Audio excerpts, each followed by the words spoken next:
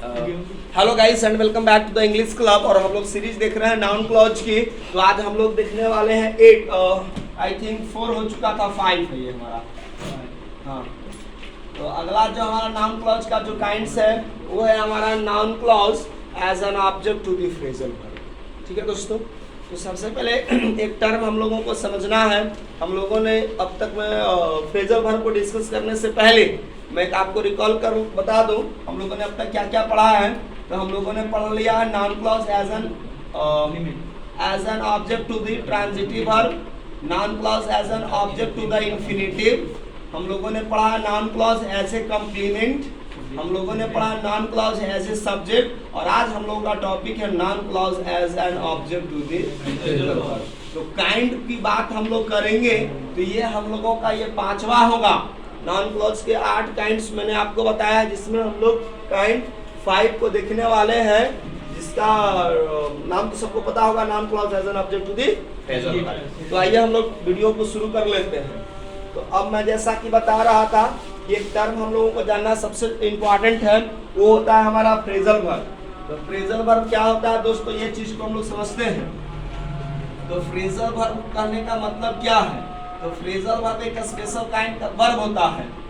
और ये वर्ब बनता कैसे है? तो कोई भी वर्ब में यदि प्रीपोजिशन या एडवर्ब लग जाता है तो इसके लगने से एक नए वर्ब का क्रिएशन होता है, एक नए ग्रामेटिकल टर्म बनता है, जिसको हम लोगों ने कहा फ्रेजल वर्ब।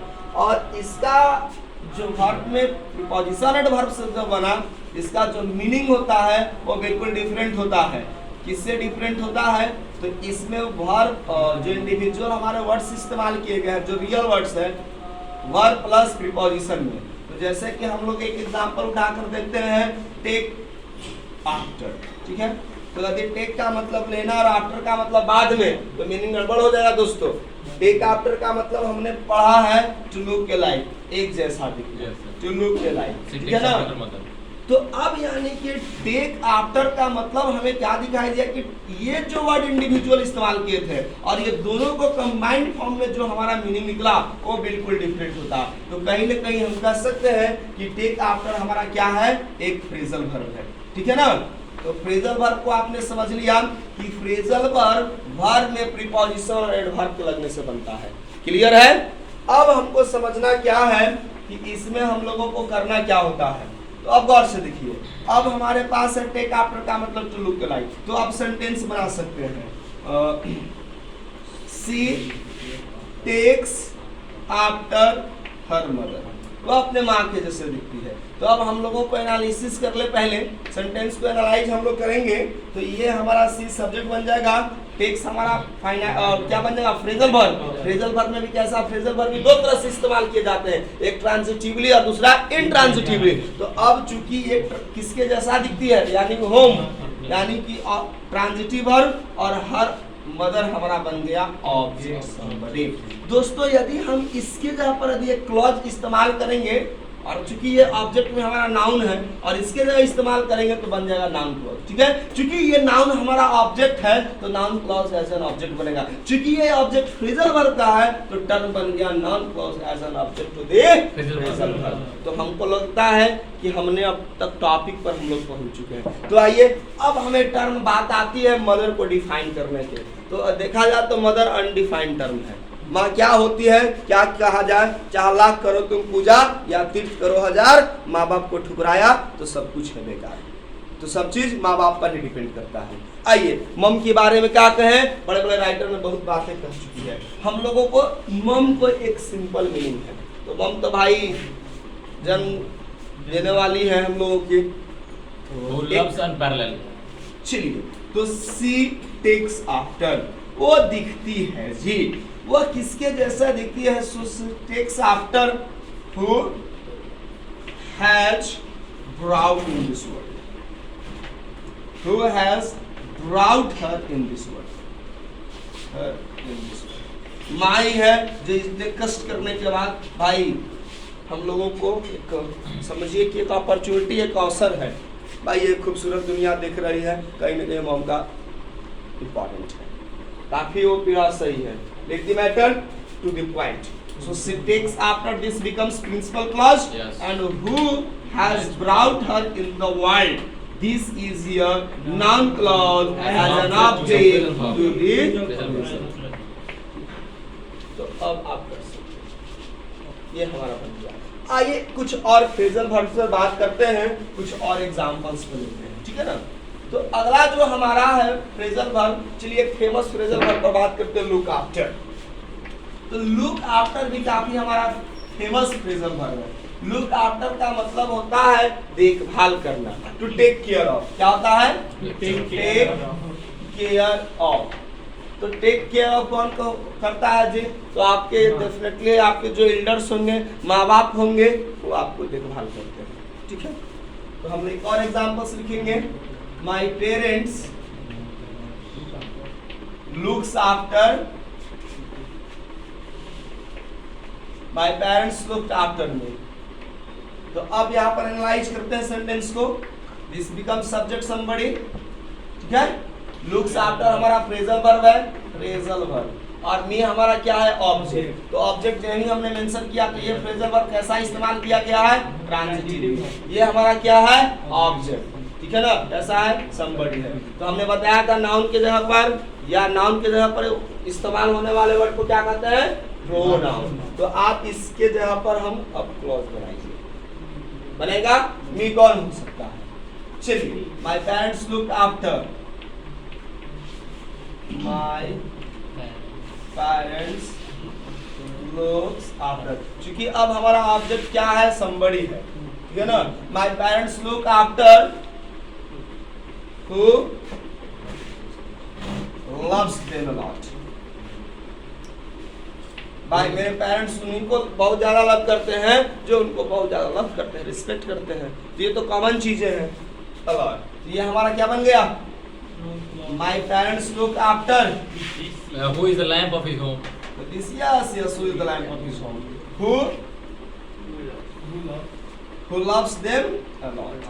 ये हमारा क्या बन गया? Noun clause as an object to the phrasal verb. तो हम उम्मीद करते हैं दोस्तों आपने समझ लिया होगा, ठीक है। चलिए कुछ और एग्जांपल्स उठा करके देखते हैं। तो अगला हमारे पास फ्रेजल वर्ब्स है, वो क्या है? चलिए लुक आफ्टर के बात है। चलिए अबाइड बाय को एग्जांपल कोई भी एक उठा करके देखते हैं। चलिए लुक कहीं सीरीज को उठा करके देखते हैं। चलिए लुक फॉर को देख लेते हैं। लुक फॉर इसमें मेंशन नहीं किया हुआ था, लुक फॉर को हम बोल देते हैं। लुक फॉर का मतलब क्या बताया था? ढूंढना, टू सर्च। तो कह सकते हैं he is looking for his purse। भाई अपने पर्स को जनरली यही होता है, कहीं पर आप रख दिए हैं, आपको मिल नहीं रहा है, तो हम लोग उसको ढूंढते हैं। आइए एनालाइज करते हैं। सब्जेक्ट ये ऑक्सिलरी वर्ब, लुकिंग फॉर हमारा ट्रांजिटिवली इस्तेमाल किया गया है, तो फ्रेजल वर्ब हिज पर्स बन गया हमारा ऑब्जेक्ट। जल्दी से मैं बता दीजिए, now help me, what do you mean by purse? तो पर्स क्या होता है? एक सिंपली छोटा सा A kind of wallet। या एक काइंड ऑफ वैलेट हम लोग कर सकते हैं, used for keeping Important notes। important things, money, cards, passports, Aadhaar cards, so and so forth। नहीं, मोबाइल नंबर्स या फोटो। हाँ यस, पासपोर्ट साइज में भी हम लोग मेंशन करते हैं। तो हम लोग कह सकते हैं कि he is looking for, वह भाई ढूंढ रहा है या क्या कर को ढूंढ रहा है? What is a kind of wallet? V or W? Tell me। WALLET। चलिए he is looking for what is a kind of wallet used for keeping some important documents भी मेंशन कर देते हैं। used for keeping some important papers, important documents या important things। चलिए important things में आप समझ लीजिए, या पासपोर्ट साइज आप इंडिविजुअल भी मेंशन कर सकते हैं। इंपॉर्टेंट कार्ड बोलिए। कार्ड डॉक्यूमेंट भी कर सकते हैं। डॉक्यूमेंट्स भी वो कर नहीं, कार्ड सर, कार्ड छोटा सा एटीएम कार्ड, कोई भी इंपॉर्टेंट कार्ड्स, कोई भी कार्ड्स हो सकता है, चाहे एटीएम हो, आधार कार्ड सो वोटर आईडी और पैन कार्ड हो। तो now analyse, so he is PC. looking for, this becomes PC. PC, and what is a kind of wallet used for keeping some important cards, this becomes noun clause as an as an object to the what object to the Phrasal verb, and all is well that ends well। ये तो हम लोगों ने पढ़ाई है। अंत भला तो सब भला। सीधे डायरेक्टली आते हैं वेटिंग फॉर पे। चलिए ठीक है ना, एक एग्जांपल सॉल्व उठाकर देख लेते हैं हम लोग वेटिंग फॉर को। उम्मीद करते हैं कि आप बेटर अंडरस्टैंडिंग कर पा रहे होंगे। वेटिंग फॉर का मतलब मैंने बताया था, फ्रेजल वर्ब का मतलब होता है To वेट समबडी, किसी का इंतजार करना। तो लेकिन कहता है time and tide waits for none दोस्तों। Waits for none, wait for none. क्या? Time and tide, wait for none. No no no, yes, time and tide wait for none. तो हम लोग को ध्यान देना है समय और ज्वार भट्टा, जो लहरें उठती है और गिरती है समुद्र में, ये किसी का इंतजार नहीं करती है। तो भाई हम भी पासर्स हैं, we all are passers, so wait for none, only just run after our goal, our target. जो आपका टारगेट है उसके पीछे लग जाइए, तब तक लगे रहिए जब तक वो मंजिल मिल ना जाए। ठीक है ना? तो बढ़ लेते हैं हम लोग सेंटेंस की ओर। वेट फॉर, तो हम कह सकते हैं he is waiting for his friend। एक कॉमन एग्जांपल लेकर के आया हूँ। he is waiting for his friend। he is waiting for his friend। ठीक है? तो his friends आप क्या हो गए? Object somebody, object somebody। तो अब हम लोग ऐसा ही जब ऑब्जेक्ट somebody तो डेफिनेटली फ्रेजल वर्ब ट्रांजिटिवली इस्तेमाल किया होगा। ये वर्ब फाइनाइट वर्ब या सब्जेक्ट। अब हमें हिज फ्रेंड के लिए, तो दोस्त क्या होता है? तो दोस्त के लिए एक फेमस प्रोवर्ब हमने पढ़ा, ए friend in need is a friend Indeed. यानी दुख में साथ देने वाला ही सच्चा मित्र होगा। यदि कोई व्यक्ति आपको in case of difficulty, in the conditions of problematic situations, in problematic situation यदि जो आपको सपोर्ट करता है, that is the best friend. अब ऐसा नहीं कि रोज सुबह सुबह आपको 2 बार गुड मॉर्निंग बोलता है, देख करके आर्टिफिशियल मुस्कुराहट देता है, समय पड़ने पर साथ नहीं देता है, तो he is not your good friend. दोस्तों फ्रेंड को डिफाइन करना भी कहीं ना कहीं अपने आप में बड़ी चीज है। A friend in need is a friend indeed. तो he is waiting for, आइए सेंटेंस को कर ले। he is waiting for, वह इंतजार कर रहा है किसका जी? तो who is what his friends, अपने दोस्तों को। तो दोस्तों हो सकता है कि जो उसको सबसे ज्यादा चाहता Who हो helps या him a ज्यादा lot. या Who helps him a lot. who Helps him a lot. helps him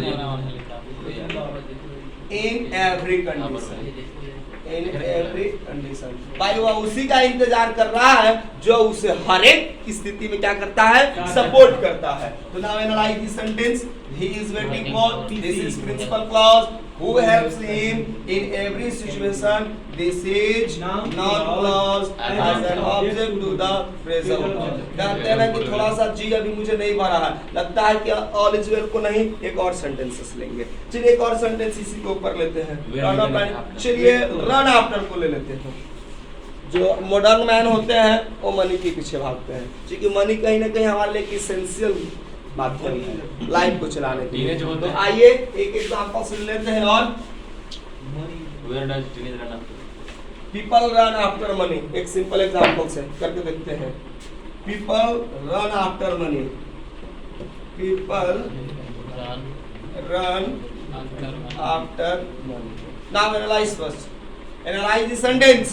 people run after, people here subject somebody, People and run after this is transitively verb used here, and definitely we can analyze that is phrasal verb, and money is object something। तो अब हमको ये समझ में आ रहा है कि money क्या होता है, ये तो हर लोग value Kind of valuable capital. ठीक है ना। तो मनी कहीं ना कहीं आज जीने का आधार है। अब हम लोग बार्टर सिस्टम में नहीं जी रहे हैं। आपके यहाँ 4 kg वेट है, गेहूं है, हमारे यहाँ 4 kg चावल एक्सचेंज कर लेंगे, अब वैसा नहीं हो रहा है। तुम्हारे यहाँ 2 बकरी, हमारे यहाँ 1 भैंस के बच्चा, तो 2 बकरी दोगा तो 1 भैंस के बच्चे को देंगे। नहीं सर 4 को 4 को 4 घोड़े ना अच्छा मोटे मोटे। तो लाइक दैट, तो हम लोग डिफाइन कर ले किसी तरह। अब ऐसा नहीं है किसी तरह से, एक वे आप डिफाइन करके देखो और भी आप डिफरेंट कर सकते हो। चलिए so move on. People run after what plays a crucial role, what plays a crucial role for livelihood, for one's survival। हाँ for one survival। चलिए मैं आप ही को सेंटेंस कॉपी कर लेता हूँ। चलिए what plays a crucial role for one's survival। भाई जिंदगी को सरवाइव करने के लिए मनी का हम ऐसा डिनाई नहीं कर सकते हैं, क्योंकि कहीं ना कहीं हमें लाइफ में समहाउ या इसकी जरूरत है। वहाँ पर प्लेज क्रूशियल की जगह सब्टल बट वेरी क्रिटिकल कर सकते हैं। हाँ yes, but Subtle that but is critical. something subtle in sense of not the way.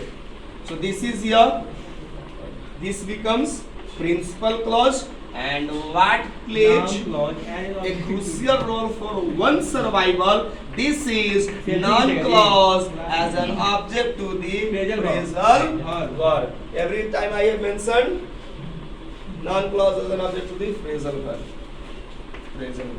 दोस्तों हम उम्मीद करते हैं आज का समय आ चुका है आज के सेशन को समाप्त करने का।